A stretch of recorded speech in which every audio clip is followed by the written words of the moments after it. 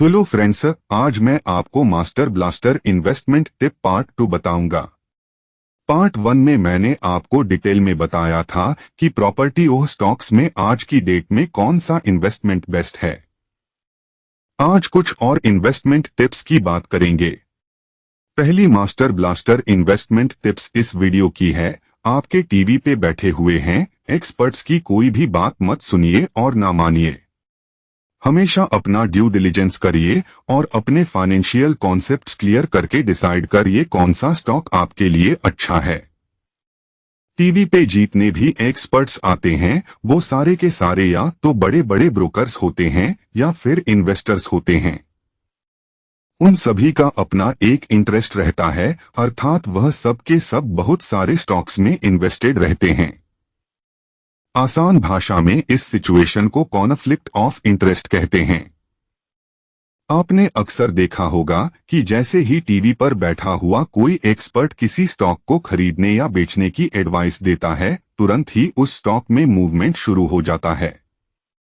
यदि एक बड़ा एक्सपर्ट किसी स्टॉक में इन्वेस्टेड है और उसे वो स्टॉक बेचते निकलना है, तो सबसे अच्छा तरीका यही है कि टीवी पर बैठकर एडवाइस करो और जब लोग उस स्टॉक को खरीदना शुरू करें तो अपना स्टॉक देश के बढ़े हुए प्राइस पे निकल जाओ। एक दूसरा तरीका ये है कि यदि किसी बड़े इन्वेस्टर को कोई अच्छा स्टॉक कम प्राइस पर खरीदना है, तब टीवी पर बैठकर एडवाइस करो कि इस स्टॉक में तो बहुत सारी कमियां हैं और ये गिरने वाला है। फिर जब रिटेल वाले बेचेंगे तो वो इन्वेस्टर उस स्टॉक को खरीद के सस्ते दाम में निकल जाता है। एक और मजे की बात है, जब मार्केट बढ़ा हुआ होता है तब सारे के सारे इन्वेस्टर्स और ब्रोकर्स टीवी पर बैठकर एक ही एडवाइस करते हैं, खरीदो खरीदो और खरीदो। इसके उलट जब मार्केट अपने पीक से 15% गिर जाता है, जैसे कि अप्रैल 2025 में हुआ ट्रंप के टैक्स की वजह से, तब सारे के सारे एक्सपर्ट टीवी पर बैठकर एक ही बात कहते हैं, मत खरीदो, कॉशियस रहो, वगैरह वगैरह। इसलिए कभी भी किसी भी एक्सपर्ट की एडवाइस मत मानिए। ऐसे एक्सपर्ट को तो दो झापड़ मारते उनका टीवी देखना बंद कर दीजिए। आज की इन्वेस्टमेंट टिप्स नंबर 2, स्टॉक्स में इन्वेस्टमेंट वेल्थ जनरेशन के लिए करिए, शॉर्ट टर्म अर्निंग्स के लिए मत करिए।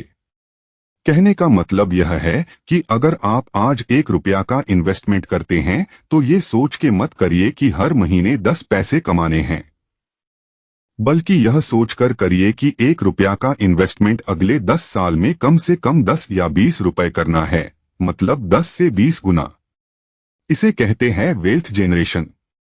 इन्वेस्टमेंट टिप नंबर 3, अपने पोर्टफोलियो में कम से कम अपनी कुल नेट वर्थ का 5 से 10% गोल्ड में जरूर रखिए।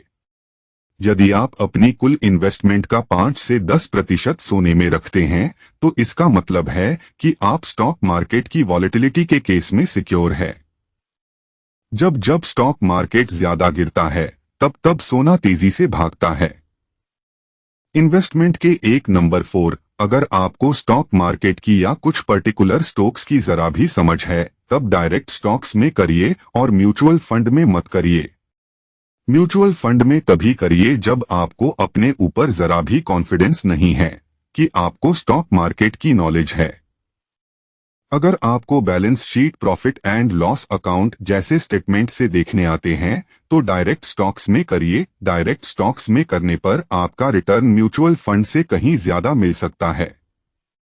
इसके अलावा म्यूचुअल फंड वाले आपको डिविडेंड नहीं देते, जबकि डायरेक्ट स्टॉक्स में करने पर अच्छी कंपनी समय समय पर अच्छा डिविडेंड देती है। Master blaster investment tip number 5, physical gold versus ETF, gold या गोल्ड बॉन्ड। दोस्तों, यदि आपको गोल्ड में इन्वेस्टमेंट करना है तब सिर्फ फिजिकल गोल्ड में ही करिए।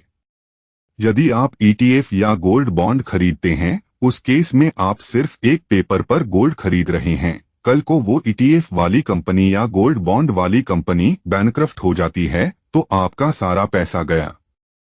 फिजिकल गोल्ड आपकी आंखों के सामने रहता है और इसमें कोई लॉक इन भी नहीं होता, जब चाहे बेचकर अपना पैसा वापस ले लो। तो ये थी आज की इन्वेस्टमेंट टिप्स। Thank you.